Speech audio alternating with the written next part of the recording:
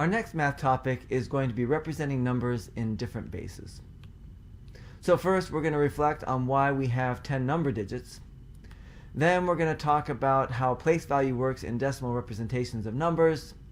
And finally we're going to describe how place value works in numbers bases that are different than base 10, which is the one we use. So first of all, our number digits are based solely on our hand digits. And when I'm talking about hand digits, what I'm talking about are fingers. We have 10 fingers. That's why we write our numbers in base 10. So I know you know how to count in base 10, but I want to write out the rules explicitly so that when we do other bases, those bases make a lot more sense. So our counting rules for place value is, well, we start with the number 0, and then we start with the digit 0 to represent it. Then we count through all of our digits in order. Once we get to 10, and what's special about 10 for us is that is 2 full hands of fingers. What we do is we cycle our digits back to 0, and then we increase the place value just to the left by 1. And if we happen to be in a situation where there is no place value to the left, what we do is we stick a 1 on the left side of our leftmost place value and start a new place value with the number 1.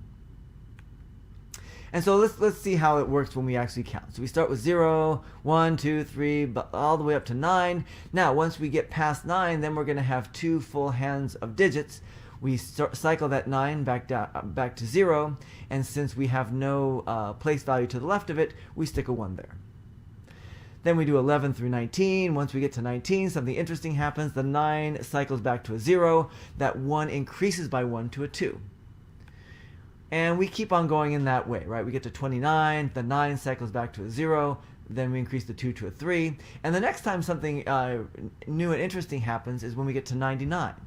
Because when we get to 99, what's going to happen is that 9 to the left is going to cycle around to 0, and that means you got to increase the 9 to the left of that. But that one has to cycle around to 0 as well because we're out of digits. And since we're out of place value places, then our next place is going to be populated by a 1. And then we keep on counting in that same way. So what I want to do now is imagine what number systems would look like if we had maybe different numbers of fingers. Say if we only had 4 fingers, 2 on each hand. I'm imagining a lobster here that has 2 claws on each hand. So if we were lobsters, how would we represent our numbers? We're going to use the exact same rules as we used for base 10. The only difference is when we get to 2 full hands of fingers, we're lobsters now, so that means we have 4 of them instead of 10. So we're going to start with 0, 1, 2 takes care of one of our hands, right? Because we only have two claws on there. And then we get to 3. The next one is going to be 2 full hands of fingers, which means that 3 now has to cycle back to 0, just like we did with 9, back to 0. And then we don't have any place values on the left of that, so we stick a 1 there. So we get the number 1, 0. And I want to point out that 1, 0 is not the number 10 that we think of. It's actually the number 4, but if we were lobsters, 1, 0 is how we would represent it. So our next one is 1, 1, 1, 2, 1, 3. Once again, once we get past 1, 3, we got to cycle the 3 around to 0 because we're going to be at 2 full hands of fingers. And then we increase that 1 to the left of it to 2. And then 2, 1, 2, 2, 2, 3. We cycle the 3 around to 0. We increase that to 3. And then we get to 3, 1, 3, 2, 3, 3. And something interesting happens, right? So when we increase that 3 on the right, that has to cycle. We're going to have 2 full hands of fingers, so we got to cycle that back to 0. That means we have to increase the 3 to the left of that. But when we increase the 3 to the left of that, that's going to give us 2 full hands of that place value, which gives us another 0. And now, since we don't have a place value to the left of that, we've got to put a 1 there to get 1, 0, 0.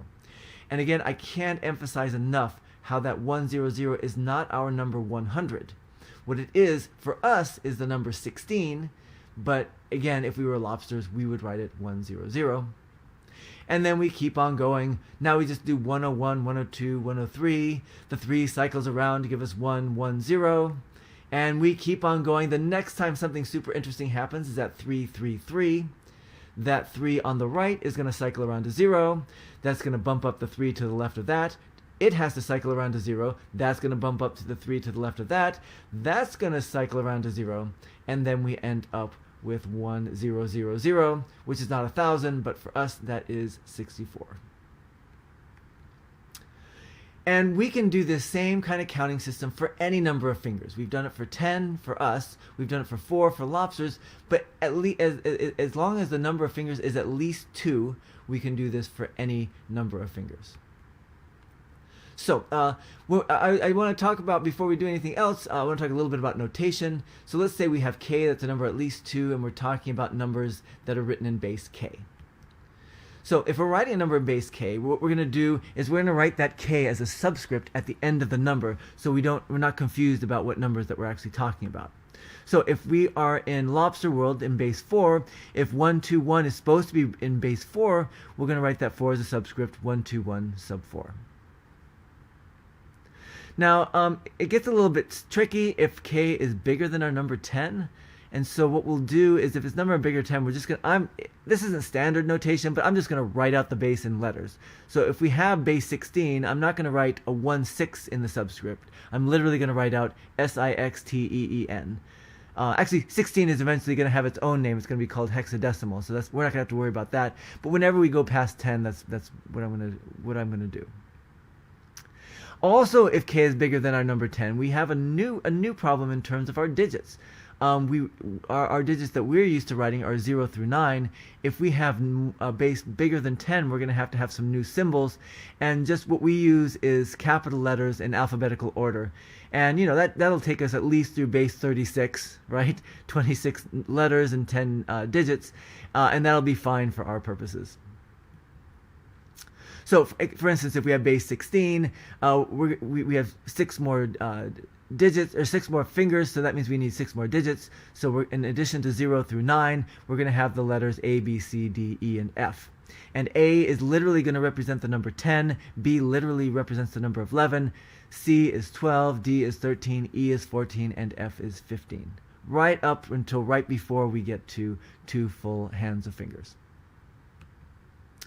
And then finally, if we write a number in base 10, I'm just going to leave out the subscript. All right, so I want to talk about what the places in base 10 mean, so that we can think about what the places in other bases mean. Again, you already know this, but I want to point out the patterns so we can generalize those patterns to other bases. So if we have the number 48,253, that 3 has a meaning, right? It means there are 3 ones in that number. The 5 also has a meaning. That means there are 5 tens that we have. The 2 means there are 2 100s, the 8 means there are 8 1000s, and then the 4 means there are 4 10,000s. So what's the pattern in our place values? Well, one way of looking at the pattern, if you're just looking visually, is each time we get a new place value, we add a 0 to our number. And visually that's fine, but computationally, it's a bit easier to think of that as each number adds a factor of 10. So when we go from 1 to 10, we're multiplying it by 10. When we go 10 to 100, we multiply by 10. 100 to 1,000, multiply by 10 again, and 1,000 to 10,000, we multiply by 10 again. So we can think of those as powers of 10. So for instance, I'm going to leave the 1s and the 10s alone right now. But if I want to think of what the 100s place is, that could be thought of as 10 squared. The thousands can be thought of as 10 cubed. The 10,000s can be thought of as 10 to the fourths.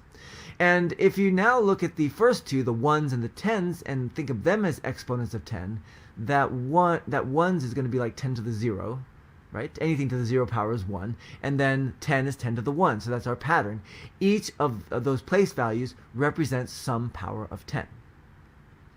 And if you're in base k, what's going to happen is each place value there represents a power of k.